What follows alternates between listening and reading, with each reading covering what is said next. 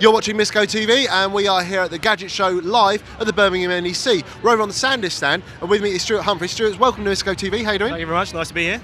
Cool. So just give us a little bit of an overview. What do Sandisk do? What's your offering for the consumer? Yeah, Sandisk are basically the global leader in flash memory cards. We were established in 1988 by Dr. Ali Harari, who still owns the company.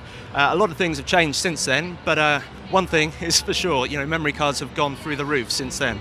Yep. I mean, most modern devices will use some sort of additional storage, whether it's like the I think it's the HP Slate, which they're talking about, which is the new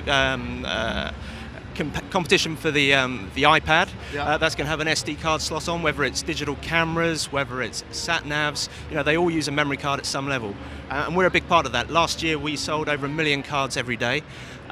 We are the global leader.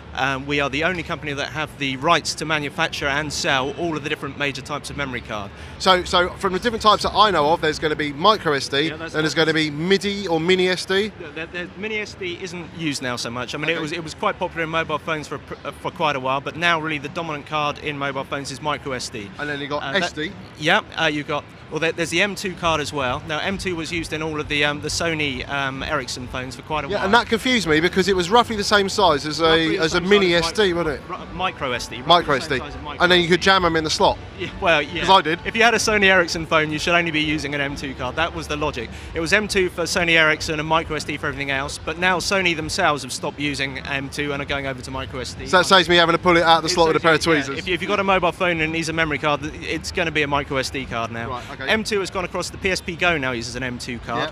I mean that's just gives you an idea of some of the different platforms that use a memory card, gaming systems. And what about MMC, the big wide ones, which go in don't use video, so much anymore. go in cameras, don't they? Well, yeah, I mean MMC was the same sort of like footprint as an SD card, but it was a little bit thinner. A lot of SD card devices also took an MMC card, but there is some use for MMC in the OEM sector, but Right. really in consumer products it's SD all the way now, to be honest with you. And, Okay. Now there's quite a few people that are doing flash memory. Why would we want to buy something from Sandisk rather than anybody else? I mean, Sandisk are the only, as far as I'm aware, I'm pretty sure I got my facts right, we're the only company that actually do the whole process. So the actual manufacture of the casing that the card goes, the controller chip and the actual flash memory inside the card is all made by Sandisk. So we have our complete control over the entire path. Some manufacturers, and I'm not naming any, they get the housing from one part, they get the flash memory from somebody else, and they put it all together. So it's come from different places. Sandisk have a reputation now because of that as being basically I'd like to say the best memory card available on the market, the most reliable. We have a less than 1% failure rate, and about 97% of that is human error. So that's people sort of like trying to whip out a memory card from a camera or whatever, whilst it's still trying to access it. Or put a microSD in a M2 in slot. It's user error, rather than actually the Okay. product. So just why the RX-8 though? Yeah, I mean, we've got a reputation of working with high-speed brands, high-speed products. We had a 2-year time with Ducati Corsa, where we had our name on the side of the bike, and during that year we won the actual the MotoGP, MotoGP with Casey Stoner. Since then we're now dealing a lot with Red Bull as well, and so we've got a big involvement there.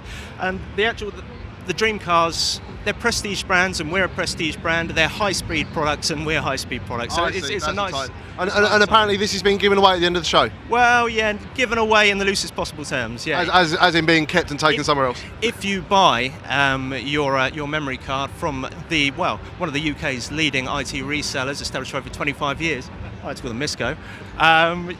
You get entered into our free prize draw, and at the end of the show, we'll draw names out of a hat, and one lucky person gets a weekend dream car hire.